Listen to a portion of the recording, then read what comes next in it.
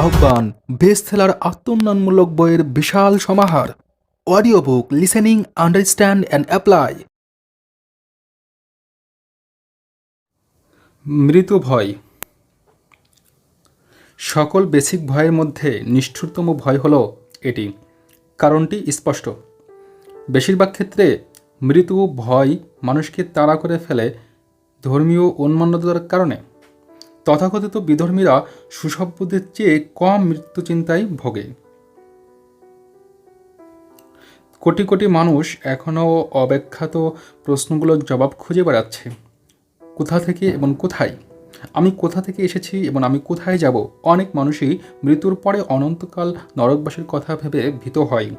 তারা মৃত্যু ভয়ে এতটাই ভীত থাকে যে সমস্ত যুক্তি হারিয়ে ফেলে। এ ভয় জীবনের প্রতি তার আগ্রহ ধ্বংস করে দেয় এবং তার জন্য সুখী হয়ে ওঠা অসম্ভব হয়ে পড়ে। গবেষণার সময় আমি একটি বই পড়েছিলাম, এ ক্যাটালগ অব দ্য গডস। ওতে 30,000 দেবদেবীর কথা বলা হয়েছে যাদেরকে লোকে পূজা করে। ভাবুন একবার, 30,000 দেবতা আর তাদের কত বিচিত্র রূপ। চিংড়ি থেকে মানুষ, কাজেই মানুষ যে মৃত্যু ভয়ে ভীত থাকবে তাতে অবাক হওয়ার কিছু নেই। মৃত্যু ভয় তাদের অনেককেই এমন কাবু করে ফেলে যে তাদের জায়গা হয় পাগলাগারদে, আর সে কারণে অনেকেই পরিণত হয় উন্মাদে। এই ভয়টি অর্থহীন। মানুষ যাই ভাবুক না কেন, মৃত্যু অবধারিত। এটিকে স্বাভাবিকভাবে মেনে নিতে হবে এবং এর চিন্তা মন থেকে দূর করে দেওয়াই উচিত। গোটা পৃথিবী গড়ে উঠেছে দুটি জিনিসের উপর ভিত্তি করে, এনার্জি এবং ম্যাটার। পদার্থ বিজ্ঞানের প্রাথমিক পাঠে আমরা পড়েছি ম্যাটার কিংবা এনার্জি সৃষ্টি করা যায় না, ধ্বংসও করা যায় না। ম্যাটার এবং এনার্জির রূপান্তর ঘটানো সম্ভব, কিন্তু ধ্বংস করা সম্ভব নয়। জীবন হলো এনার্জি বা শক্তি। যদি এনার্জি কিংবা ম্যাটার ধ্বংস করা না যায়, তাহলে জীবনও ধ্বংস করা যাবে না। জীবন শক্তির অনন্য গঠনের মতো ট্রানজিশনের বিভিন্ন প্রক্রিয়ার মাঝ দিয়ে প্রবাহিত কিংবা বদল ঘটানো সম্ভব, ধ্বংস করা সম্ভব নয়। মৃত্যু আসলে একটি ট্রানজিশন বা ক্রান্তিকাল মাত্র। মৃত্যু যদি পরিবর্তন কিংবা ট্রানজিশন করা না যায়, তাহলে মৃত্যুর পরে দীর্ঘ অনন্ত ক্লান্তিময় একটি নিদ্রা ছাড়া আর কিছুই থাকে না। আর নিদ্রাকে ভয় পাবার কিছু নেই। এভাবেই আপনি মৃত্যু ভয়কে চিরতরে মন থেকে মুছে দিতে পারেন। মৃত্যু ভয়ের লক্ষণ। জীবন থেকে কিছু প্রাপ্তির বদলে সারাক্ষণই মরণের কথা চিন্তা হয়। এটি ঘটে উদ্দেশ্যের অভাব কিংবা ভালো কোনো পেশায় নিয়োজিত থাকতে না পারলে। এ ভয়টি বয়সীদের মধ্যেই বেশিরভাগ কাজ করলেও তরুণরাও এর শিকার হয়।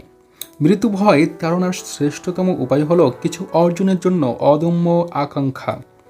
একজন ব্যস্ত মানুষ খুব কমই মৃত্যু চিন্তা করে। সে জীবনের রোমাঞ্চকর দিকগুলো দেখে বলে মৃত্যুকে নিয়ে তার দুশ্চিন্তা করতে হয় না। দারিদ্র্যের ভয়ের সঙ্গে মাঝে মাঝে মৃত্যু ভয়ও জেঁকে বসে মনে।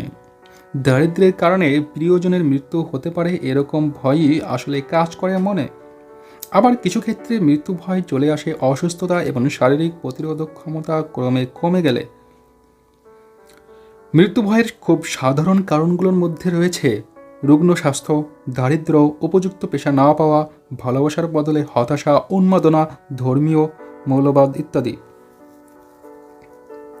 বুড়ো মানুষদের দুশ্চিন্তা। ভয়ের উপর ভিত্তি করে গড়ে ওঠা দুশ্চিন্তা হলো একটি মানসিক অবস্থা। এটি ধীরে তবে স্থিরভাবে কাজ করে। এটি অনিষ্টকর এবং সূক্ষ্ম। এটি পদক্ষেপ ফেলে ফেলে মানুষের মনে ঢুকে পড়ে এবং একজনের প্রেক্ষাবুদ্ধি নষ্ট করে দেয়, ধ্বংস করে আত্মবিশ্বাস ও উদ্যম। দুশ্চিন্তা হলো শক্তিপ্রদ ভয়ের একটি কাঠামো যা সিদ্ধান্তহীনতার কারণে গড়ে ওঠে। তবে এ মানসিক অবস্থাকে নিয়ন্ত্রণ করা যায়। বেশিরভাগ মানুষেরই সঠিক সিদ্ধান্তে পৌঁছাবার মতো ইচ্ছাশক্তি নেই। আমেরিকার অর্থনৈতিক মহামন্দার সময় বিশ্বজুড়ে গোটা আবহ আক্রান্ত হয়েছিল দুটি মানসিক রোগ দ্বারা, ফারেঞ্জা এবং ওয়ারিয়েটিস। 1929 সালে ওয়াল স্ট্রিটের পতনের পরে এই রোগ দুটির জীবাণু সকলকে আক্রান্ত করে। সে জীবাণুর প্রতিষেধক ছিল একটি, আর তা হলো সুদৃঢ় এবং সঠিক সিদ্ধান্ত গ্রহণ। এই টোটকাটি যে কোনো মানুষই নিজের জন্য প্রয়োগ করতে পারে। একবার আমি এক লোকের সাক্ষাৎকার নিয়েছিলাম যাকে ঘন্টা 2 পরে ইলেকট্রিক চেয়ারে বসিয়ে হত্যা করা হবে। কন্ডেম সেলে মৃত্যুদণ্ডপ্রাপ্ত 8 জন আসামির মধ্যে তাকে সবচেয়ে শান্ত লাগছিল। তার নিরুদ্বেগ ভাব দেখে আমি তার কাছে জানতে চাই, কিছুক্ষণ পরেই সে অনন্ত যাত্রা করবে, এ মুহূর্তে তার কেমন লাগছে? সে মুখে আত্মবিশ্বাসের হাসি এনে জবাব দেয়, বেশ লাগছে। একবার ভাবুন ভাই, আমার সমস্ত ঝামেলা শীঘ্রই মিটে যাবে। সারাটা জীবন তো ঝামেলা আর দুঃখ কষ্ট ছাড়া কিছুই পেলাম না। দুবেলা দুমুঠো খাবার আর পরনের পোশাক জোগাড় করতেও ওষ্ঠাগত হয়ে উঠত প্রাণ। আর কিছুক্ষণ বাদে এগুলো আমার আর প্রয়োজন হবে না। যখন জানলাম মৃত্যু আমার সুনিশ্চিত, তারপর থেকেই মনে শান্তি পাচ্ছি। আমি আমার মনকে তৈরি করে ফেলেছি যে আনন্দিত চিত্তে বরণ করব মৃত্যু। কথা বলতে বলতে সে 3 জনের সমান খাবার একাই সাবার করেছিল। তাকে দেখে মনে হচ্ছিল তার জন্যে কোনো বিপর্যয় অপেক্ষা করে নেই। সিদ্ধান্ত এই মানুষটিকে নিয়তির কাছে সমর্পণ করেছে। সিদ্ধান্তের সাহায্যে অনাকাঙ্ক্ষিত ঘটনা এড়ানো যায়। সিদ্ধান্তহীনতার কারণেই ভয়ের 6টি মূল রূপান্তরিত হয়ে দুশ্চিন্তায় পরিণত হয়। মৃত্যু অনিবার্য, একে মেনে নিতেই হবে। এই সিদ্ধান্ত নিয়ে নিজেকে দুশ্চিন্তামুক্ত করুন। মৃত্যু ভয় থেকে চিরজীবনের জন্য মুক্ত হয়ে যান। দুশ্চিন্তামুক্ত জীবন ছাড়াই যে সম্পদ অর্জন করতে পারবেন তাতেই সন্তুষ্ট থাকবেন। এই সিদ্ধান্তে পৌঁছে চাবুকে দিন দারিদ্র্যের ভয়কে। অন্য লোকে আপনাকে নিয়ে কি বলল বা ভাবল তাতে আপনার কিছু যায় আসে না। এই সিদ্ধান্তে পৌঁছে সমালোচনার ভয়কে দূর করুন। বুড়ো বয়সকে অভিশাপ নয়, আশীর্বাদ হিসেবে গ্রহণ করার সিদ্ধান্ত নিয়ে বুড়িয়ে যাওয়ার ভয়কে বিদায় জানান। ভাবুন, বয়স যত বাড়বে ততই আপনার জ্ঞানের পরিধি বৃদ্ধি পাবে, নিজেকে আরও বেশি নিয়ন্ত্রণ করতে পারবেন। ভগ্ন স্বাস্থ্যের লক্ষণগুলো ভুলে যাওয়ার সিদ্ধান্ত নিয়ে রুগ্নতার ভয় থেকে মুক্তি লাভ করুন। ভালোবাসা বা প্রেম না পেলেও আপনি একা দিব্যি চলতে পারবেন। এই সিদ্ধান্ত নিয়ে ভালোবাসা হারানোর ভয় থেকে বেরিয়ে আসুন। দুশ্চিন্তার অভ্যাস পরিত্যাগ করুন। জীবন আপনাকে যা দিচ্ছে সেখানে দুশ্চিন্তা অর্থহীন। এই সিদ্ধান্ত নিন, দেখবেন তাহলে আপনার মধ্যে চলে এসেছে মানসিক ধৈর্য, শান্তি এবং চিন্তার স্থিরতা, যা আপনার জন্য নিয়ে আসবে সুখ। একজন মানুষ যার মন সবসময় ভয়ে পূর্ণ থাকে, সে শুধু তার বুদ্ধিবৃত্তিক কাজগুলো করার সুযোগই হারায় না, এবং তার সামনে যারা আসে তাদের সকলের মধ্যে এই ধ্বংসাত্মক কম্পনটি প্রবেশ করিয়ে দিয়ে তাদের সমস্ত সুযোগও নষ্ট করে দেয়। এমনকি একটি কুকুর কিংবা ঘোড়াও বুঝতে পারে কখন তার মনিবের মনে সাহসের অভাব ঘটেছে। শুধু তাই নয়, তার ভিতরে প্রভুর ভয়ের কম্পনটি ঢুকে যায় এবং সেও ওই রকম আচরণ করতে থাকে। মৌমাছি মানুষকে কামড়ে দেয় যখন সে ভয় পায়। মানুষের ভয়ের কম্পন প্রভাবিত করে মৌমাছিকে, তখন সে দংশন করে। একটি রেডিও স্টেশন থেকে মানুষের কণ্ঠ যেমন আরেকটি রেডিওর রিসিভিং সেটে প্রবেশ করে, ঠিক একইভাবে ভয়ের কাঁপন একজনের মন থেকে আরেকজনের মনে একইভাবে ঢোকে। যে মানুষ ধ্বংসাত্মক প্রকৃতির চিন্তাভাবনা রিলিজ করে, সেটি অপরের সৃজনশীল কল্পনাগুলোকে ধ্বংস করে ফেলে। অন্য মানুষটির অবচেতন মনে এই ধ্বংসাত্মক চিন্তা ঢুকে গিয়ে সেটি তার চরিত্রের একটি অংশ হয়ে ওঠে। একজন একটি চিন্তা ছেড়ে দিলেই তা খতম হয়ে গেল না। যখন একটি চিন্তা মন থেকে ছাড়া পায়, সেটি চতুর্দিকে পরে ইথার বা বাতাসের মাধ্যম হিসেবে ব্যবহার করে। এটি যে লোক চিন্তাটি ছড়িয়ে দিচ্ছে, তার অবচেতন মনে স্থায়ীভাবে আসন গেড়ে বসে। আপনার জীবনের উদ্দেশ্য হলো সাফল্য অর্জন। সাফল্য পেতে হলে আপনার থাকতে হবে মনের শান্তি, অর্জন করতে হবে জীবনের জাগতিক সব প্রয়োজন এবং সবার উপরে সুখ। সাফল্যের এ সমস্ত এভিডেন্স চিন্তার আবেগের গঠন থেকে শুরু হয়। আপনি চাইলেই আপনার মন নিয়ন্ত্রণ করতে পারবেন। আপনি যেমন ইচ্ছা চিন্তা আপনার মনে ঢোকাতে পারবেন, তবে এটি ব্যবহার করতে হবে গঠনমূলকভাবে। আপনি আপনার নিয়তির প্রভু যদি আপনি নিজের চিন্তাভাবনাগুলোকে নিয়ন্ত্রণের ক্ষমতা রাখেন। আপনি ইচ্ছা করলে আপনার নিজস্ব পরিবেশকে প্রভাবিত, পরিচালিত এবং সর্বোপরি নিয়ন্ত্রণ করতে পারবেন। জীবনকে যেভাবে চান সেভাবে গড়ে তুলতে পারবেন। আবার জীবনের সুযোগগুলো অবহেলা করে নিজেকে পরিবেশের বিশাল সমুদ্রেও নিক্ষেপ করতে পারবেন, যেখানে মহাসাগরের ঢেউয়ে খড়কুটোর মতোই ভেসে যাবেন। শয়তানের কর্মশালা। সপ্তম মৌলিক ভয়। 6টি মৌলিক ভয়ের সঙ্গে যোগ করা হলো আরেকটি ভয়, যেটির কারণে ভুক্তভোগী হতে হয় মানুষকে। এটি উর্বর মাটিতে স্থাপিত হয়ে ব্যর্থতার বীজের মাঝে দ্রুত গড়ে ওঠে। এটি এতটাই সূক্ষ্ম যে প্রায়ই এর উপস্থিতি টের পাওয়া যায় না। এটি অন্য 6টি ভয়ের চেয়েও ভয়ঙ্কর। এর নাম নেতিবাচক প্রভাব। যারা ধনবান এবং ঐশ্বর্যশালী হন তারা সবসময় এই মন্দ প্রভাবটি থেকে নিজেদেরকে রক্ষা করে চলেন। দারিদ্র্যপীড়িত মানুষজন কখনো তা করে না। যারা সফল হতে চায় তাদের মনকে অবশ্যই এই শয়তানকে প্রতিহত করার জন্য প্রস্তুত রাখতে হবে। আপনি যদি সমৃদ্ধশালী হওয়ার জন্য এই লেখাটি পড়ে থাকেন তাহলে অত্যন্ত সাবধানে নিজেকে পরীক্ষা করবেন, সিদ্ধান্ত নেবেন এই নেতিবাচক প্রভাবগুলোর দ্বারা আপনি সহজেই প্রভাবিত হতে পারেন কিনা। আত্মবিশ্লেষণের এই বিষয়টি যদি অগ্রাহ্য করেন আপনার আকাঙ্ক্ষা পূরণের অধিকার আপনি খোয়াবেন। বিশ্লেষণগুলো করুন। আত্মবিশ্লেষণের যে প্রশ্নগুলো দেওয়া হলো তা পাঠ করার পরে এর সঠিক জবাব দিতে প্রস্তুত হন। সযত্নে লেখাটি পড়ুন এবং দেখুন এমন কোনো শত্রুর সন্ধান মেলে কিনা যে ঘাপটি মেরে আছে আপনার উপর ঝাঁপিয়ে পড়বার জন্য। আপনার নিজের দোষগুলো খুঁজে বের করে ওই দৃশ্যমান শত্রুর মোকাবেলা করুন। রাস্তায় ডাকাতদের কাছ থেকে আত্মরক্ষা করতে পারবেন কারণ সেখানে পুলিশ আছে, কিন্তু সপ্তম বেসিক শয়তানটির ওপর প্রভুত্ব বিস্তার করা বেশ কঠিন, কারণ এটি তখন আপনাকে আত্মস্থ করবে যখন এর বিষয়ে সচেতন থাকবেন না। সেটা আপনি জেগে থাকুন কিংবা ঘুমিয়ে থাকুন, যা খুশি। এর অস্ত্রগুলোও দেখা যায় না কারণ এটি মানসিক অবস্থা দিয়ে গঠিত নয়। এ শয়তানটি বিপজ্জনক কারণ এটি বিভিন্ন আকার নিয়ে হামলা চালায় মানুষের নানান অভিজ্ঞতাকে পুঁজি করে। নেতিবাচক প্রভাবের বিরুদ্ধে কিভাবে রক্ষা করবেন নিজেকে? নেতিবাচক প্রভাব থেকে নিজেকে রক্ষা করতে স্বীকার করুন আপনার একটি ইচ্ছাশক্তি রয়েছে এবং এর ক্রমাগত ব্যবহার চালিয়ে যান যতক্ষণ পর্যন্ত না এটি আপনার নিজের মনের নেতিবাচক প্রভাবের বিরুদ্ধে প্রতিরোধ গড়ে তুলতে পারে। জেনে নিন যে আপনি সহ সকল মানুষই প্রকৃতিগতভাবে অলস, উদাসীন এবং সকল পরামর্শের বিষয়ে সন্দেহপ্রবণ, যা আপনার দুর্বলতাকে সমন্বয় করে। জেনে নিন প্রকৃতিগতভাবেই আপনি সকল 6টি ভয় দ্বারা প্রভাবিত এবং ভয়গুলো করতে অভ্যাস গড়ে তুলবেন। জেনে নিন নেতিবাচক প্রভাবগুলো প্রায়ই আপনার অবচেতন মনের মধ্যে কাজ করে এবং এগুলো চিহ্নিত করা কঠিন, এবং আপনি ওই সব লোকদের জন্য মনের দ্বার বন্ধ করে রাখবেন যারা আপনাকে নিরুৎসাহিত এবং হতাশ করে তোলে। আপনার মেডিসিন চেস্ট খুলে সকল ওষুধের বোতল ফেলে দিন এবং সর্দি, কাশি, ঠান্ডা, মাথা ব্যথা সহ কাল্পনিক অসুখ বিসুখে উৎসাহ প্রদান বন্ধ করুন। সেই সব লোকের সঙ্গে চলাফেরা করবেন যারা আপনাকে ভাবতে এবং নিজের মতো কাজ করতে প্রভাবিত করবে। নেতিবাচক প্রভাবের দুর্বলতাটি খুবই ক্ষতিকর, কারণ বেশিরভাগ মানুষ জানে না তারা এই অভিশাপটি বহন করছে এবং জানতেও পারছে না তারা এটিকে অবহেলা বা অগ্রাহ্য করছে, আর সেই ফাঁকে এটি তাদের দৈনন্দিন রুটিনের অনিয়ন্ত্রিত অংশ হয়ে উঠেছে। যারা নিজেদেরকে জানতে চায় এবং চিনতে চায়, বিশেষ করে তাদের জন্যই এই প্রশ্নগুলো তৈরি করা হয়েছে। প্রশ্নগুলো পড়বেন এবং জোরে জোরে জবাব দেবেন যাতে নিজের কণ্ঠ শুনতে পান। এতে নিজের কাছে আপনি সৎ থাকতে পারবেন। আত্মবিশ্লেষণ পরীক্ষার প্রশ্ন: আপনি কি প্রায়ই অনুযোগ করেন যে কিছুই ভাল লাগে না, এবং যদি অভিযোগ করেই থাকেন কারণটা কি? সামান্যতম উস্কানিতেই কি আপনি অন্য লোকের মধ্যে দোষ খুঁজে পান?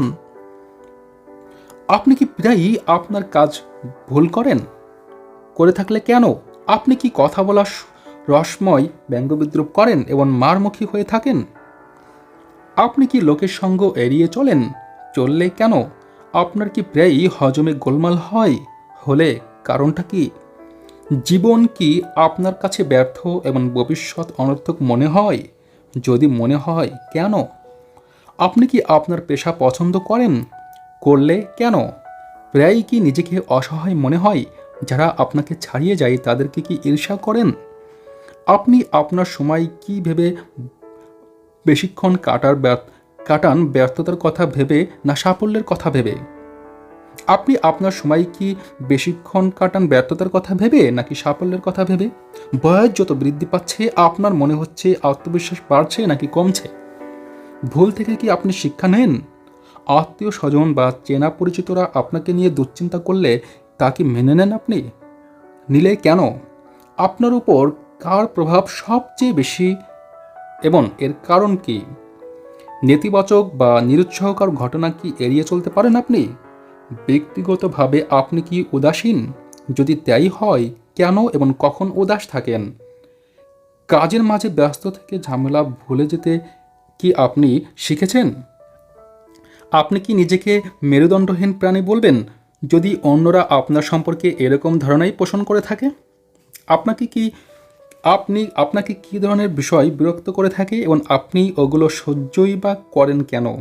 নার্ভ শান্ত রাখতে কি আপনি মদ পান, ধূমপান কিংবা মাদক সেবন করেন? যদি করে থাকেন তাহলে কেন এর পরিবর্তে নিজের ইচ্ছাশক্তি প্রয়োগের চেষ্টা করছেন না? কেউ কি আপনাকে খোঁচাখুচি করলে কি তার কারণ? আপনার কি সুনির্দিষ্ট প্রধান কোনো উদ্দেশ্য রয়েছে? থাকলে সেটি কী এবং এটি অর্জনের জন্য আপনার পরিকল্পনা কী? আপনি কি 6টি মৌলিক ভয়ের কোনো একটি দ্বারা তাড়িত? যদি তাই হয় তবে কোন ভয়টি? অন্যদের নেতিবাচক প্রভাব থেকে নিজেকে বাঁচাতে বা আড়াল করতে কোনো কলাকৌশল জানা আছে কি আপনার? আপনি আপনার মনকে ইতিবাচক করে তুলতে কি অটো সাজেশন ব্যবহার করেন? কোন বিষয়টিকে আপনি বেশি গুরুত্ব দিয়ে থাকেন, বস্তুগত সম্পদ নাকি নিজের চিন্তাভাবনাগুলোকে নিয়ন্ত্রণ করা? আপনার নিজের বিচার বুদ্ধি কি অন্যদের দ্বারা সহজেই প্রভাবিত হয়? আপনি কি আপনার সমস্ত ভুল এবং ব্যর্থতাগুলো বিশ্লেষণ করে এগুলোর দ্বারা লাভবান হওয়ার চেষ্টা করেন নাকি ভাবেন এসব আপনার দায়িত্বের মধ্যে পড়ে না? আপনি কি আপনার সবচেয়ে ক্ষতিকর 3টি দুর্বলতার কথা বলতে পারবেন? এগুলো শুধরানোর জন্য কি করছেন? প্রতিদিনকার অভিজ্ঞতা থেকে আপনি কি শিক্ষা নেন যা আপনাকে ব্যক্তিগতভাবে সামনে এগিয়ে নিয়ে যেতে পারে? আপনি অন্যদের দুঃখের ভাগিদার হন কি? আপনার উপস্থিতি কি অন্যদের উপর নেতিবাচক প্রভাব ফেলে? অন্য লোকেদের কি কি বিষয় আপনাকে সবচেয়ে বিরক্ত করে? আপনি কি নিজের মতামতে চলেন নাকি অন্যদের দ্বারা নিজেকে প্রভাবিত হতে দেন? আপনি কি শিখেছেন যে মানসিক এমন অবস্থা তৈরি করা যাতে সকল নিরুৎসাহব্যঞ্জক প্রভাব থেকে নিজেকে আড়াল করা যায়? আপনার পেশা কি আপনাকে বিশ্বাস এবং আশা নিয়ে অনুপ্রাণিত করে? আপনি কি এ বিষয়ে সচেতন যে আপনার যথেষ্ট আধ্যাত্মিক শক্তি রয়েছে যার সাহায্যে ভয়ের সকল আকৃতিকে মন থেকে দূর করা যায়? আপনার ধর্ম কি আপনার নিজের মনকে ইতিবাচক রাখতে সাহায্য করে? আপনি কি মনে করেন অন্যের দুঃখ কষ্টে আপনার এগিয়ে যাওয়া উচিত? যদি ভেবে থাকেন তবে কেন? আপনি আপনার বন্ধুদের সঙ্গে মিশে কি এরকম অভিজ্ঞতার মুখোমুখি হয়েছেন যে সব শেয়ালের একরা? যে লোকগুলোর সঙ্গে আপনি সবচেয়ে বেশি মেলামেশা করেন তাদের সঙ্গে কীরকম যোগাযোগ অনুভব করেন এবং তাদের কারণে কি কখনো অসুখী হয়েছেন? এরকম কি হতে পারে যে যে মানুষটিকে আপনি আপনার সবচেয়ে ঘনিষ্ঠ বন্ধু ভাবলেন অথচ বাস্তবে সেই আপনার সবচেয়ে বড় শত্রু হয়ে গেল আপনার উপর তার নেতিবাচক প্রভাবের কারণে? আপনি কিভাবে বিচার করেন যে কি আপনার জন্য সবচেয়ে উপকারী আর কে ক্ষতিকর? আপনার সঙ্গী সাথীরা মানসিকভাবে আপনার কাছে সুপরিয়র নাকি ইনফিরিয়র মনে হয়? আপনি প্রতিদিন 24 ঘন্টা সময়ে সবচেয়ে বেশি কী কাজে ব্যয় করেন? ক নম্বর, নিজের পেশাগত কাজে। খ, ঘুমিয়ে। গ, খেলাধুলা কিংবা আরাম করে। ঘ, জ্ঞান অর্জন করে। বেহুদাই সময় নষ্ট করে। আপনার বন্ধু বান্ধবদের মধ্যে যারা সবচেয়ে বেশি ক নম্বর আপনাকে উৎসাহিত করে। খ, আপনাকে সতর্ক করে। গ, আপনাকে হতাশ করে। ঘ, আপনাকে নানাভাবে সাহায্য করে। আপনি সবচেয়ে দুশ্চিন্তায় ভোগেন কি নিয়ে? আপনি এটি সহ্য করছেন কেন? আপনাকে যখন কেউ অযাচিত উপদেশ দেয় আপনি কি বিনা প্রশ্নেই তা মেনে নেন নাকি তাদের মনোভাব যাচাই করেন? আপনি সবচেয়ে বেশি আকাঙ্ক্ষা করেন কি? আপনার কি এটি অর্জন করতে ইচ্ছে হয়? আপনি এই আকাঙ্ক্ষার কাছে অন্য সব কিছু জলাঞ্জলি দিতে পারবেন? আপনি এটি অর্জনের জন্য প্রতিদিন কতটা সময় ব্যয় করেন? আপনি কি প্রায়ই আপনার মত বদলান? যদি করে থাকেন তা কেন? আপনি যা একবার শুরু করেন তা কি সাধারণত শেষ করেন? আপনি অন্য লোকদের ব্যবসা বাণিজ্য, পেশা, কলেজ, ডিগ্রি কিংবা ধন সম্পদ দেখে সহজেই মোহিত হয়ে যান? অন্যরা আপনার সম্পর্কে কি বলল তাকে কি আপনি সহজেই প্রভাবিত হয়ে পড়েন? লোকের সামাজিক ও অর্থনৈতিক অবস্থান অনুযায়ী কি তাদের মনোরঞ্জন করেন? জীবিত কোন মানুষটিকে সবচেয়ে সেরা বলে মনে হয়? এ মানুষটি কি কোন কোন দিক দিয়ে আপনার থেকে সেরা? আপনি এই প্রশ্নগুলো পাঠ এবং জবাবদানে কতটা সময় ব্যয় করছেন? বিশ্লেষণের এবং গোটা তালিকার প্রশ্নের জবাব দিতে কমপক্ষে একদিন সময় তো লাগারই কথা। এই প্রশ্নগুলো সঠিক জবাব দিলে আপনি নিজেকে অন্যদের চেয়ে অনেক বেশি চিনতে পারবেন। প্রশ্নগুলো মনোযোগ দিয়ে পড়ুন। প্রতি সপ্তাহে একবার করে কয়েক মাস ধরে পড়বেন এবং অবাক হয়ে যাবেন দেখে আপনার জ্ঞানের পরিধি কতটা বেড়ে গেছে। কিছু প্রশ্নের উত্তর নিজে দিতে না পারলে আপনাকে ভালো চেনে বা বুঝতে পারে এমন কারো পরামর্শ নিন। এই অভিজ্ঞতাটাই হবে চমৎকার। আপনি নিজের মনের উপর পুরোপুরি নিয়ন্ত্রণ আনতে পারবেন। নিজের মনকেই যদি নিয়ন্ত্রণ করতে না পারেন, অন্য কোনো কিছুই নিয়ন্ত্রণ করতে পারবেন না। আর নেতিবাচক চিন্তাভাবনা করে এমন লোকদের সঙ্গ এড়িয়ে চলবেন। এরা পদে পদে আপনাকে বাধা দেবে, কাজে নিরুৎসাহিত করবে। টমাস আলভা এডিসনকে নেতিবাচক চিন্তার অধিকারীরা বাধা দিয়ে বলেছিল তিনি নাকি কোনোদিন এমন যন্ত্র আবিষ্কার করতে পারবেন না যা মানুষের কণ্ঠ রেকর্ড করতে পারে। এডিসন এদের কথা বিশ্বাস করেননি বলে টেপ রেকর্ডার আবিষ্কার করতে পেরেছিলেন। নেতিবাচক মনোভাবের লোকেরা F.W. উইলসওয়ার্থকে মানা করেছিল তিনি যেন 5 এবং 10 সেন্ট মূল্যের জিনিসপত্র বিক্রয়ের দোকান না খোলেন, তাহলে ফ্লপ খাবেন। উইলসওয়ার্থ জানতেন যুক্তিযুক্তভাবে সব কিছুই করা সম্ভব যদি তিনি বিশ্বাসের সঙ্গে পরিকল্পনাকে এগিয়ে নিয়ে যেতে পারেন। অন্য লোকদের নেতিবাচক পরামর্শ মন থেকে দূর করে দিয়ে কাজে ঝাঁপিয়ে পড়েছিলেন বলেই পরবর্তীতে কয়েকশো মিলিয়ন ডলারের মালিক হতে পেরেছেন। নেতিবাচক মনের মানুষরা জর্জ ওয়াশিংটনকে বলেছিলেন তিনি ব্রিটিশদের বিপুল বাহিনীর বিরুদ্ধে লড়াইয়ে টিকতে পারবেন না, কিন্তু ওয়াশিংটনের মনে বিশ্বাস ছিল এবং তার সেই বিশ্বাসের জয়ও হয়েছে। হেনরি ফোর্ড ডেট্রয়েটের রাস্তায় গাড়ি নামানোর কথা বললে অনেকেই তাকে নিরুৎসাহিত করেছে, বলেছে লোকে এই অদ্ভুত চেহারার যন্ত্রটি কখনো পয়সা দিয়ে কিনবেন না। ফোর্ড বলেছিলেন আমি পৃথিবী বেঁধে দেব মোটর গাড়ি দিয়ে। শেষতক তিনি তাই করেছিলেন। নিজের বিচারবুদ্ধির ওপর বিশ্বাস তাকে এতটাই সম্পদশালী করে তোলে যে তার বংশধরদের 5 প্রজন্ম বসে খেলেও ফোরাবে না। লোকে ফোর্ড সম্পর্কে বলতো ফোর্ডের একটি মন আছে এবং তিনি সেটি নিয়ন্ত্রণ করতে পারেন। অন্যদের মন থাকলেও তারা তা নিয়ন্ত্রণের চেষ্টা করে না। হেনরি ফোর্ডের কথা বারবারই বলা হচ্ছে কারণ তিনি সেই রকম একজন মানুষের প্রকৃষ্ট উদাহরণ যার মন আছে এবং তিনি তা নিয়ন্ত্রণ করে যা চান সেটাই পেতে পারেন। তাকে কেউ কিছু হাতে তুলে দেয়নি, সব তিনি নিজের হাতে গড়েছেন। সেলফ ডিসিপ্লিন এবং অভ্যাসের ফল হলো মন নিয়ন্ত্রণ। হয় আপনি মনকে নিয়ন্ত্রণ করবেন, নতুবা সেটি আপনাকে নিয়ন্ত্রণ করবে। এর মধ্যে সমঝোতার কোনো বিষয় নেই। মন নিয়ন্ত্রণের সবচেয়ে বাস্তব পদ্ধতি হলো একে সবসময় নির্দিষ্ট কোনো উদ্দেশ্য দ্বারা ব্যস্ত রাখা এবং সেই উদ্দেশ্যের পেছনে অবশ্যই একটি পরিকল্পনা থাকতে হবে। যে কোনো সফল মানুষের জীবন ইতিহাস জানুন, দেখবেন তিনি নিজের মনকে নিয়ন্ত্রণ করতে পেরেছেন। তাছাড়া তিনি এই নিয়ন্ত্রণের মাধ্যমে একে পরিচালিত করেছেন নির্দিষ্ট কিছু উদ্দেশ্য অর্জন করার জন্য। এই নিয়ন্ত্রণ ব্যতীত সাফল্য অর্জন সম্ভব নয়। বাহানা। যারা সাফল্য অর্জনে ব্যর্থ হয় তাদের মধ্যে একটি বিষয়ে বেশ মিল থাকে। তারা তাদের ব্যর্থতার কারণ জানে, তবে কেন সফল হতে পারল না তার জন্য নানান বাহানা তৈরি করে রাখে। এর মধ্যে কিছু বাহানা স্রেফ বাহানাই, আবার কিছু পিছনে যুক্তি থাকে। একজন ক্যারেক্টার অ্যানালিস্ট সর্বাধিক ব্যবহৃত বাহানার একটি তালিকা করেছেন। আপনি তালিকাটি পড়ুন, নিজেকে সাবধানে যাচাই করুন এবং দেখুন এর মধ্যে কতগুলো বাহানা আপনার নিজেরই রয়েছে।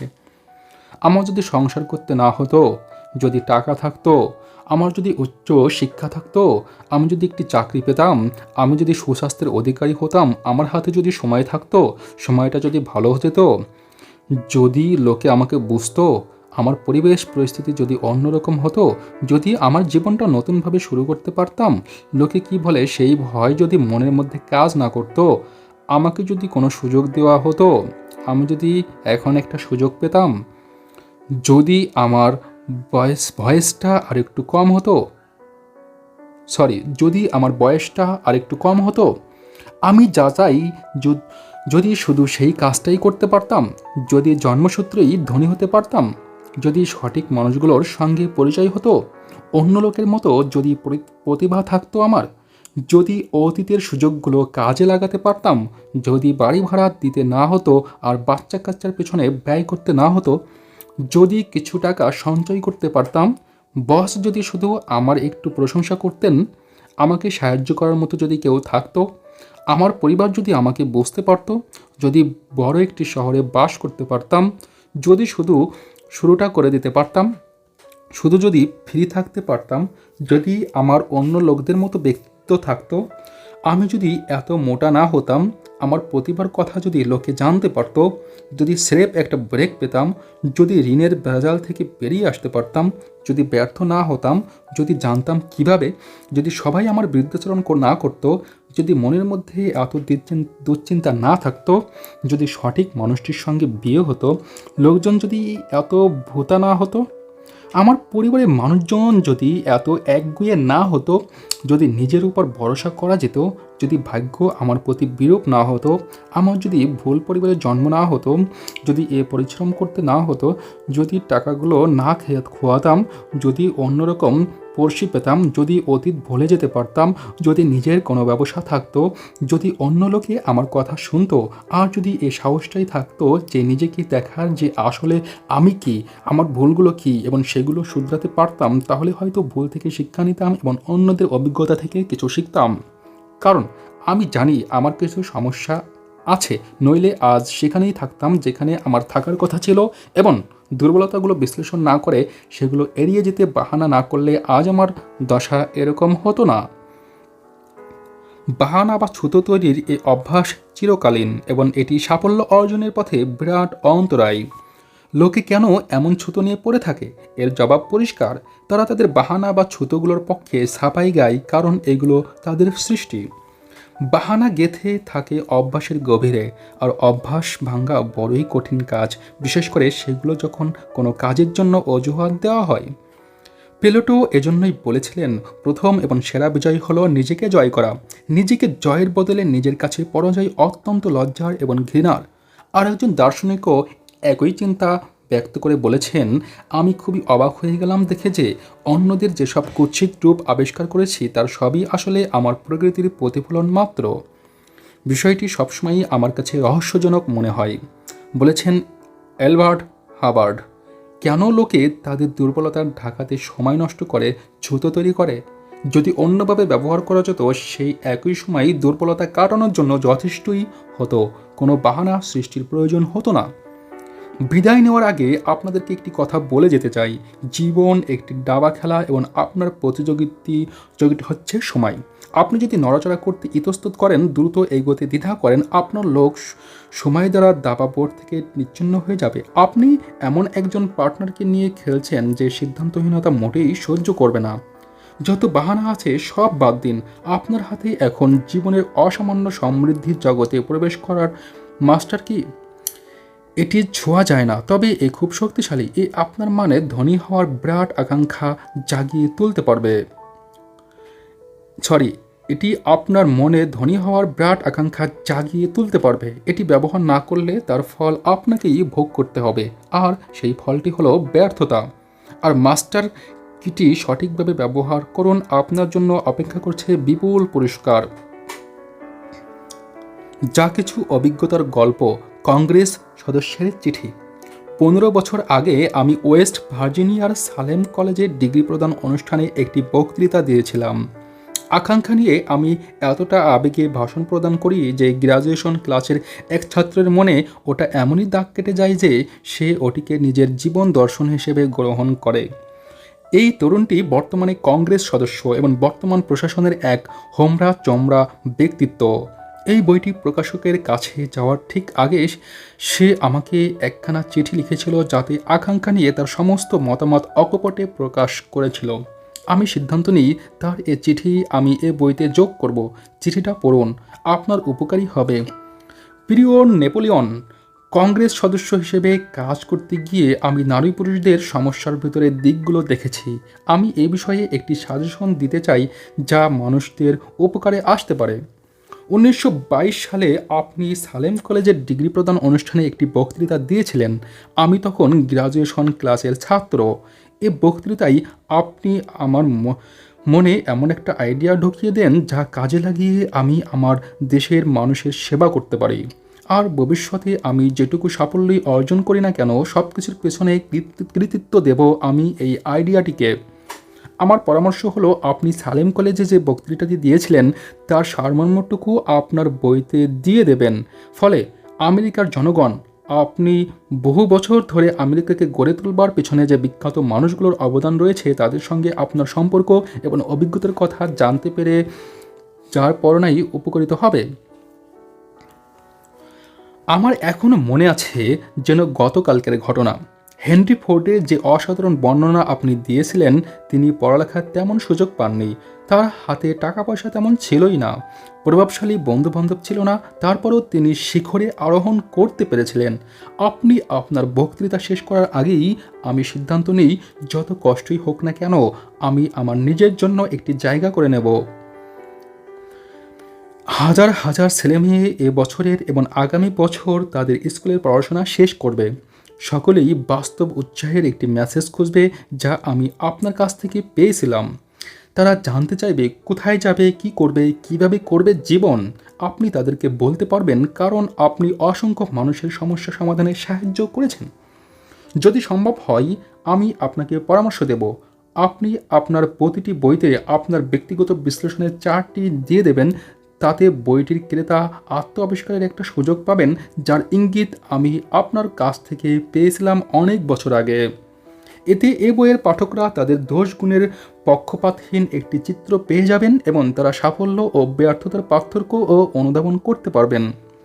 অর্থনৈতিক মহামন্দার কারণে লাখ লাখ মানুষ এখন কিভাবে প্রত্যাবর্তন করবে সেই সমস্যায় ভুগছে। আমি আমার ব্যক্তিগত অভিজ্ঞতা থেকে বলতে পারি, এই উদ্গ্রীব মানুষগুলো আপনাকে তাদের সমস্যার কথা বলার জন্য স্বাগত জানাবে এবং সমাধানে আপনার পরামর্শ গ্রহণ করবে। আমেরিকায় হাজার হাজার মানুষ আজ জানতে চাই তারা তাদের আইডিয়াকে কিভাবে অর্থে রূপান্তর ঘটাবে। সেই সব মানুষ যারা ধ্বংসস্তূপ থেকে উঠে আসবে, যাদের কাছে কোনো টাকা পয়সা নেই এবং তারা তাদের লস কাটিয়ে উঠতে চায়। কেউ যদি তাদেরকে সাহায্য করতে পারে তো সে আপনি বইটি প্রকাশ করলে সবার আগে আমি এর ক্রেতা হব। অবশ্যই তাতে আপনার অটোগ্রাফ থাকতে হবে। শুভেচ্ছা, একান্ত আপনার জেনিস র্যান্ডলফ। মৃত্যুর মুখ থেকে ফিরে এলো সে। ভিয়েনা কোর্ট অপেরার এক পরিচালক সঙ্গীতের কলাকৌশল বেশ ভালো জানতেন, তবে আকাঙ্ক্ষার শক্তি সম্পর্কে তার তেমন কিছু জানা ছিল না। তিনি যদি এই শক্তিটি সম্পর্কে ভালো জানতেন, কোনো প্রতিভাকে সুযোগ না দিয়েই তাকে বাদ দিতেন না। অনেক বছর আগে আমার এক ব্যবসায়ী সহযোগী অসুস্থ হয়ে পড়েছিল। সময়ের সঙ্গে সঙ্গে তার অবস্থা গুরুতর হতে থাকে। অবশেষে তাকে অপারেশনের জন্য হাসপাতালে নিয়ে যাওয়া হয়। হুইল চেয়ারে করে তাকে অপারেটিং রুমে নিয়ে যাওয়ার সময় আমি তার দিকে তাকাই। তাকে খুবই দুর্বল এবং রোগা লাগছিল। ভাবছিল এমন রোগা ভোগা মানুষ অপারেশনের ধকল আদৌ সইতে পারবে কিনা। ডাক্তারও বলে দিয়েছিলেন এ লোকের বেঁচে থাকার সম্ভাবনা ক্ষীণ। তবে সেটা ছিল একান্তই ডাক্তারের মতামত, ওটা রোগীর মতামত ছিল না। তাকে হুইল চেয়ারে নিয়ে যাওয়ার ঠিক আগে আমাকে সে অস্পষ্ট গলায় ফিসফিসিয়ে বলল, দুশ্চিন্তা করবেন না বস, আমি এখান থেকে অল্প কয়েকদিনের মধ্যেই বেরিয়ে আসব। নার্স আমার দিকে কেমন করুণার দৃষ্টিতে তাকালো। তবে রোগী ঠিকই সুস্থ হয়ে ফিরে এলো। অপারেশন হওয়ার পর ডাক্তার বললেন তার নিজের আকাঙ্ক্ষাই আসলে তাকে মৃত্যুর দুয়ার থেকে বাঁচিয়ে এনেছে। মৃত্যুর সম্ভাবনাকে সে প্রত্যাখ্যান না করলে বাঁচতে পারত না। আমি আকাঙ্ক্ষার শক্তিতে বিশ্বাসী, যার সঙ্গে মিশে আছে বিশ্বাস। কারণ আমি দেখেছি এই শক্তিটি দরিদ্র মানুষকে সম্পদশালী করে দিয়েছে। আমি দেখেছি এই শক্তি মানুষের মধ্যে এমন একটি মিডিয়াম হিসেবে কাজ করেছে, যাতে সে নানাভাবে পরাজিত হওয়ার পরেও প্রত্যাবর্তন করেছে। আমি দেখেছি এ শক্তি আমার ছেলেকে স্বাভাবিক, সুখী, সফল একটি জীবন উপহার দিয়েছে। যদিও প্রকৃতিগতভাবে সে এই পৃথিবীতে পাঠিয়েছিল কর্ণবিহীন করে। যদিও প্রকৃতি তাকে এই পৃথিবীতে পাঠিয়েছিল কর্ণবিহীন করে। এই আকাঙ্ক্ষার জোরেই আমেরিকার মানুষ অর্থনৈতিক মহানন্দার কাল কাটিয়ে উঠে আবার ঘুরে দাঁড়াতে পেরেছে। এ মহামন্দা কত মানুষকে যে পথের ফকির বানিয়ে দিয়েছিল। সম্পদ হারিয়ে তারা নিমজ্জিত হয়েছে প্রবল হতাশায়। তবে এদের মধ্যে যারা তীব্র আকাঙ্ক্ষাকে বুকে ধারণ করতে পেরেছে, সিদ্ধান্ত নিয়েছে একদিন সম্পদশালী হবে, তারা নিজেদের পরিকল্পনাগুলোকে নিজের মতো করে সাজিয়ে প্রত্যাবর্তন করেছে। আমার যে অসুস্থ বন্ধুটির গল্প এখানে বললাম, সেও কিন্তু বেঁচে থাকার প্রবল ইচ্ছাশক্তির জোরেই মৃত্যুকে ফাঁকি দিতে পেরেছিল। আকাঙ্ক্ষা নিয়ে আবারও বলছি, যারা জীবনে কিছু অর্জন করতে চান, তার প্রকৃতি বা উদ্দেশ্য যাই হোক না কেন, শুরুটা করুন প্রচণ্ড আকাঙ্ক্ষা নিয়ে। মানসিক রসায়ন এর কিছু অদ্ভুত এবং শক্তিশালী প্রিন্সিপাল, যাকে প্রকৃতি কখনো ফাঁস করে না, তাকে প্রবল আকাঙ্ক্ষার জালে জড়িয়ে রাখে, যেটি অসম্ভব বলে কোনো শব্দ বিশ্বাসী নয় এবং ব্যর্থতাকে সে বাস্তব বলে মেনেই নেয় না। আমার যদি $1,000,000 থাকতো তাহলে আমি কি করতাম? এই গল্পটি সেই পুরানো প্রবাদকেই প্রমাণিত করেছে যে ইচ্ছা থাকলে উপায় হয়। এই গল্পটি আমাকে বলেছিলেন প্রয়াত শিক্ষাবিদ এবং ধর্মযাজক ফ্রাঙ্ক ডব্লিউ গুনশালাস। তিনি দক্ষিণ শিকাগোয় স্টক ইয়ার্ড অঞ্চলে ধর্মপ্রচারণায় ক্যারিয়ার শুরু করেছিলেন। ডক্টর গুনশালাস কলেজে পড়ার সময় আমাদের শিক্ষা ব্যবস্থায় প্রচুর গলদ দেখতে পান, যে গলদগুলো তার বিশ্বাস তিনি কলেজ প্রদান হলে শুধরে নিতে পারতেন। তার প্রবল আকাঙ্ক্ষা ছিল একটি শিক্ষা প্রতিষ্ঠানের পরিচালক হবেন, যেখানে তরুণ তরুণীরা কাজ করা শিখবে, যেখানে তরুণ তরুণীরা কাজ থেকে শিখবে। তিনি সিদ্ধান্ত নেন একটি নতুন কলেজ প্রতিষ্ঠা করবেন, যেখানে নিজের আইডিয়াগুলো বহন করতে পারবেন শিক্ষার গোড়ামিপূর্ণ পদ্ধতিগুলো ছাড়াই। প্রজেক্টটির বাস্তবায়নে তার $1,000,000 প্রয়োজন ছিল। এত বিপুল সংকটের অর্থ তিনি কিভাবে জোগাড় করবেন? উচ্চাকাঙ্ক্ষা তরুণ ধর্মযাজকের মনে এই প্রশ্নটাই সবচেয়ে বেশি ঘুরপাক খাচ্ছিল। তবে তিনি তেমন এগোতে পারছিলেন না। প্রতি রাতে ঘুমাতে যাওয়ার সময় তিনি বিষয়টি নিয়ে চিন্তা করতেন। এ চিন্তা নিয়ে ঘুম থেকে জাগতেন। যেখানে যেতেন সেখানেই এই চিন্তা তার মনে ঘুরপাক খেত। তিনি এ নিয়ে ভাবতে ভাবতে এক পর্যায়ে ভাবনাটি তার অবসেশনে পরিণত হয়। $1,000,000 অনেকগুলো টাকা। তিনি এই বিষয়টি বুঝতে পেরেছিলেন, তবে সেই সঙ্গে এ সত্যটিও অনুধাবন করেন যে শুধু সীমাবদ্ধতাই এজন্য মানুষের মনের মধ্যে গেড়ে বসে। একজন ধর্মযাজক এবং দার্শনিক হিসেবে ডাক্তার গুনশালাস বুঝতে পারেন, যারা জীবনে সফল হয়েছে তাদের প্রত্যেকেরই শুরুতে ছিল একটি নির্দিষ্ট উদ্দেশ্য। তিনিও এ উপলব্ধি করেন, উদ্দেশ্যের দৃঢ়তা যখন দৃঢ় আকাঙ্ক্ষা দ্বারা পরিচালিত হয় তখন এর জাগতিক বাস্তবায়ন ঘটে।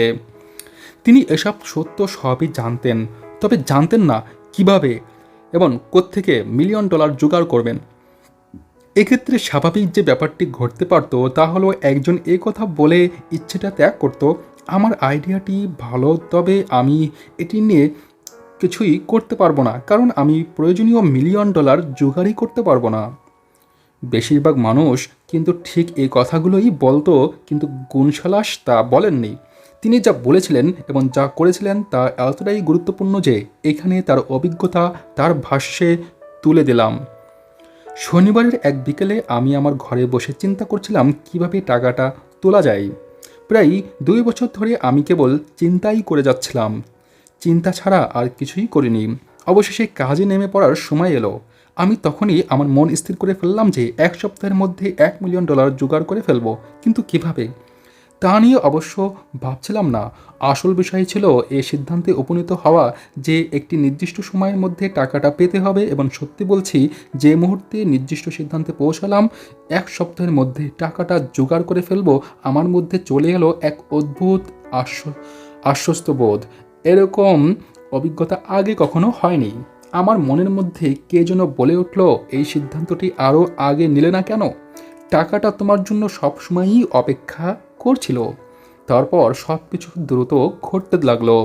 আমি খবরের কাগজে ফোন করে বললাম পরদিন সকালে আমি একটি নসিহত দেব, যার শিরোনাম আমার যদি $1,000,000 থাকতো তাহলে আমি কি করতাম।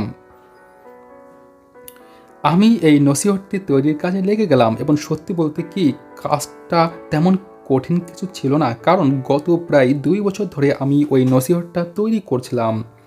মাঝরাতের আগেই নসিহত লেখাটি শেষ হলো।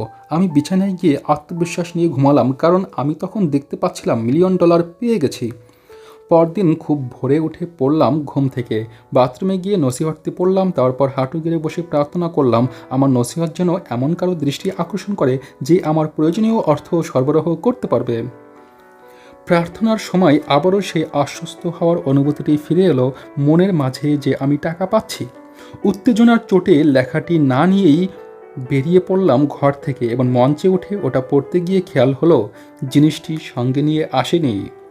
কাগজপত্র আবার নিয়ে আসার মতো অবস্থায় তখন ছিলাম না, তবে ঈশ্বরের আশীর্বাদ, আমাকে ফিরে যেতেও হলো না। আমার অবচেতন মন সব কথা স্মরণ করিয়ে দিল।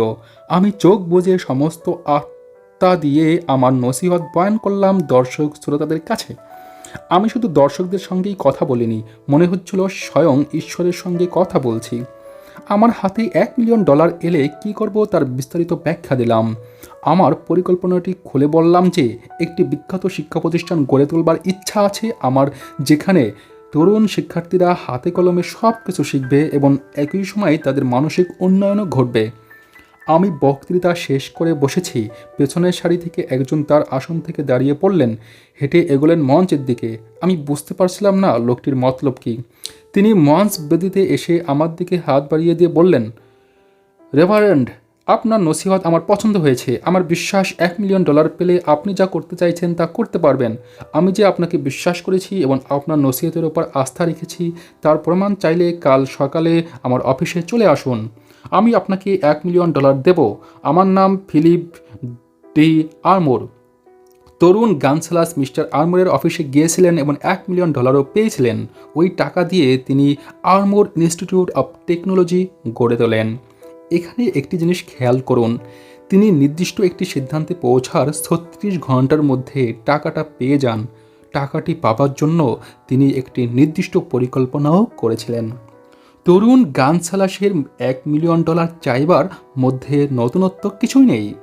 তার আগেও বহু মানুষ $1 মিলিয়ন পাবার স্বপ্ন দেখেছে, তবে ডক্টর গানসালাসের সিদ্ধান্তের মধ্যে একটি দারুণ ব্যাপার ছিল।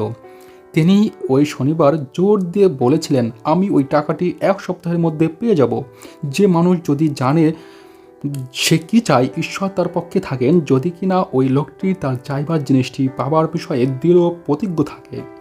আপনি যদি সেই লোকদের কাতারভুক্ত হন যারা বিশ্বাস করে কঠিন পরিশ্রম এবং সততা থাকলেই ধনী হওয়া যায়, তাহলে বিশ্বাসটি ঝেড়ে ফেলে দিন, কারণ একথা সত্য নয়। সম্পদ যখন প্রচুর পরিমাণে আসে তা কখনোই কঠিন পরিশ্রমের ফল নয়। সম্পদ বা অর্থ আসে নির্দিষ্ট দাবির মুখে, হঠাৎ করে তা ভাগ্যের জোরে নয়, আইডিয়া দিয়েই অ্যাকশনে নামা যায়। চতুর সেলসম্যানরা জানে যেখানে পণ্য বিক্রি করা যায় না সেখানে আইডিয়া বিক্রি করা যায়। সাধারণত সেলসম্যানরা এই জাদুটি জানে না বলেই তারা সাধারণ। এক প্রকাশকের বই বিক্রি হতো না তেমন। তিনি জানতেন অনেক পাঠক স্রেফ বইয়ের প্রচ্ছদ এবং টাইটেল দেখে বই কেনে, ভেতরে কি আছে খুলেও দেখে না। তিনি একটি অচল বইয়ের নাম বদলে দিয়ে সেটিকে বেস্ট সেলারে পরিণত করেছিলেন। বইটির ভিতরে মাল মশলা একটুও বদলানো হয়নি।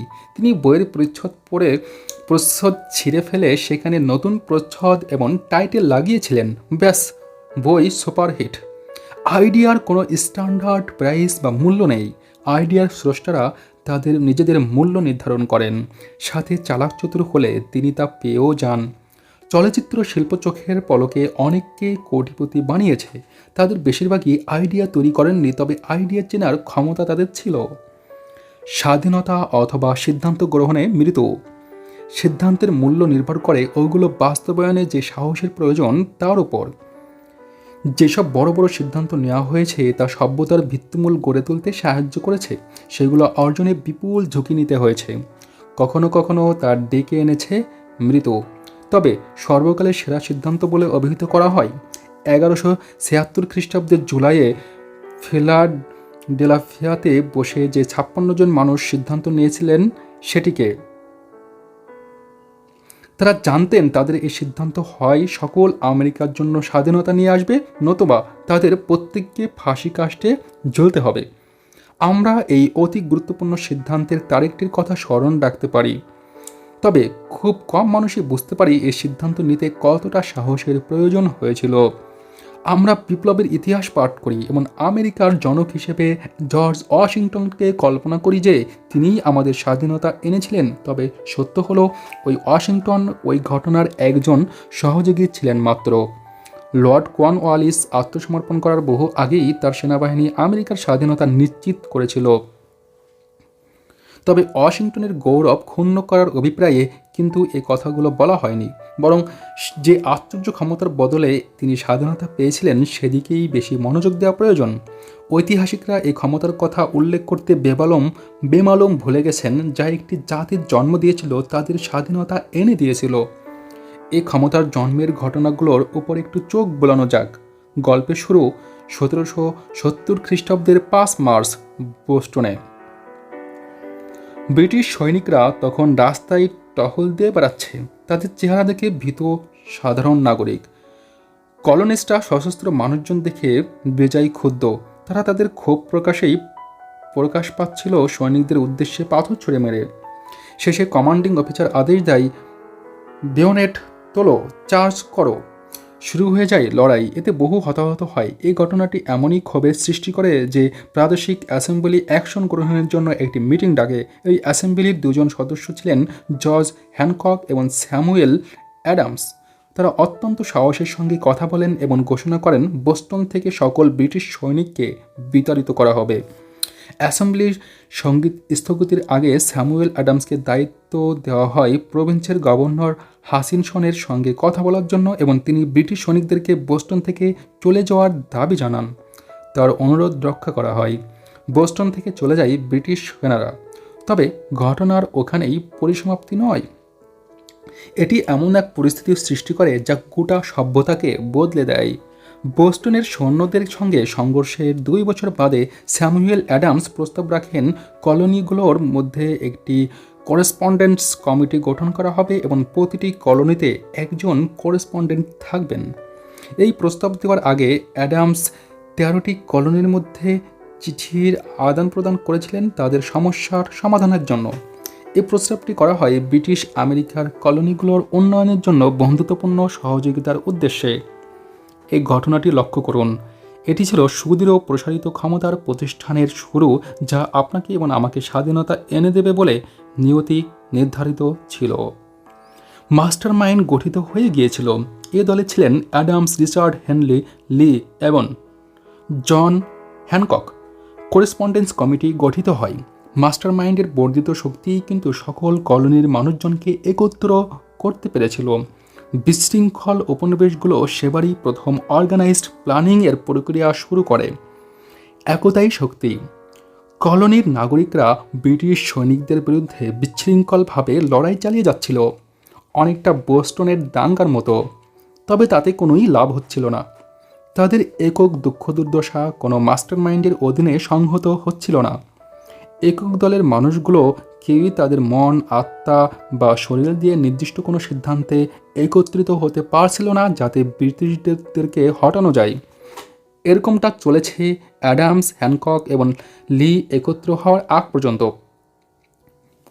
তবে এদিকে ব্রিটিশরাও কিন্তু অলস বসে নেই।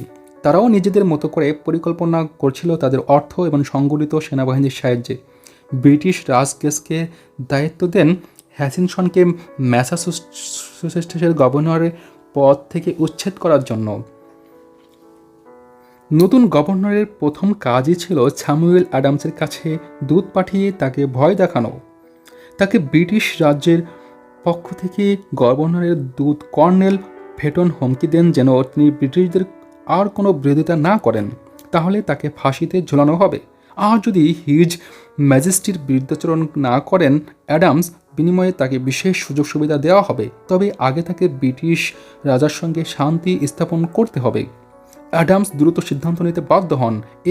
এমন এক সিদ্ধান্ত যাতে তার জীবনও চলে যেতে পারে। বেশিরভাগ মানুষই এরকম পরিস্থিতিতে কোনো সিদ্ধান্তে পৌঁছাতে পারত না। তারা এড়িয়ে যাওয়ার চেষ্টা করত, কিন্তু অ্যাডামস এই বেশিরভাগ লোকের দলভুক্ত ছিলেন না।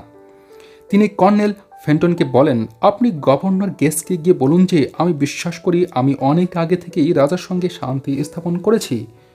কোনো ব্যক্তিগত বিবেচনা আমাকে আমার দেশ তাকে বাধ্য করতে পারবে না। আর গভর্নর গেজকে গিয়ে বলুন তার জন্য স্যামুয়েল অ্যাডামসের এটাই পরামর্শ যে উত্তেজিত জনতার অনুভূতিকে অপমান করা আর সহ্য করা হবে না। গভর্নর গেজ অ্যাডামসের কাছ থেকে এরকম তিক্ত ও বিদ্রুপাত্মক জবাব পেয়ে রেগে কায়। তিনি স্যামুয়েল অ্যাডামস এবং জন হ্যানকককে উদ্দেশ্য করে একটি ঘোষণাপত্র তৈরি করেন, যাতে পরিষ্কার লেখা ছিল, হিজ ম্যাজেস্টির নামে আমি প্রস্তাব এবং প্রতিজ্ঞা করছি যে তাদেরকে ক্ষমা করা হবে যারা তাদের অস্ত্র সমর্পণ করবে এবং ফিরে যাবে নিজেদের শান্তিময় কর্মকাণ্ডে। তবে এই ক্ষমা স্যামুয়েল অ্যাডামস এবং জন হ্যানককের জন্য প্রযোজ্য নয়, কারণ তারা যে অপমানকর আচরণ করেছেন তা নিঃসন্দেহে শাস্তিযোগ্য অপরাধ। গভর্নরের এই হুমকিতে ওরা দুজন আর একটি সিদ্ধান্তে উপনীত হতে বাধ্য হন। তারা দ্রুত একটি গোপন মিটিং ডাকেন। অ্যাডামস সভাকক্ষের দরজা বন্ধ করে দিয়ে তালা মেরে চাবিটি পকেটস্থ করে বলেন, কংগ্রেস কোনো সিদ্ধান্ত না নেওয়া পর্যন্ত এই কক্ষ কেউ ত্যাগ করতে পারবেন না।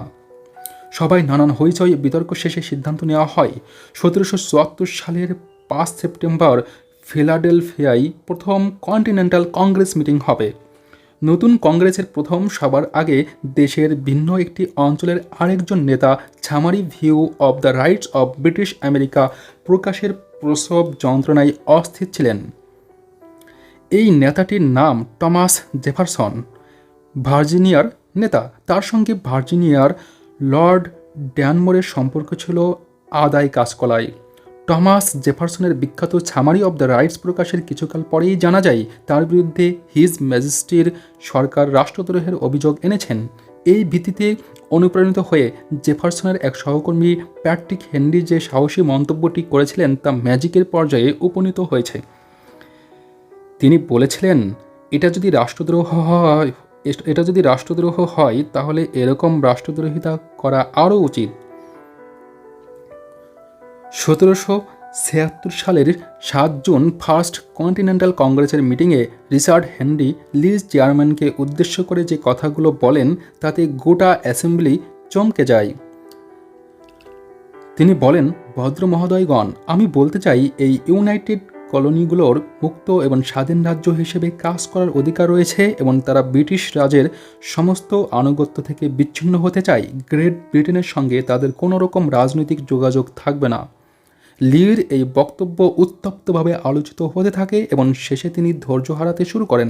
অবশেষে প্রচুর তর্ক বিতর্কের পরে তিনি আবার ফ্লোর নেন এবং পরিষ্কার দায়িত্বহীন কণ্ঠে বলেন, মিস্টার প্রেসিডেন্ট, আমরা এই ইস্যু নিয়ে দিনের পর দিন কথা বলেছি। এখন শুধু একটি বিষয়ই আমাদেরকে অনুসরণ করতে হবে। কেন স্যার আমরা এত দেরি করছি? কেন এত কালক্ষেপণ? আজকের এই সুখী দিনটিতে আমেরিকান রিপাবলিকের জন্ম হোক।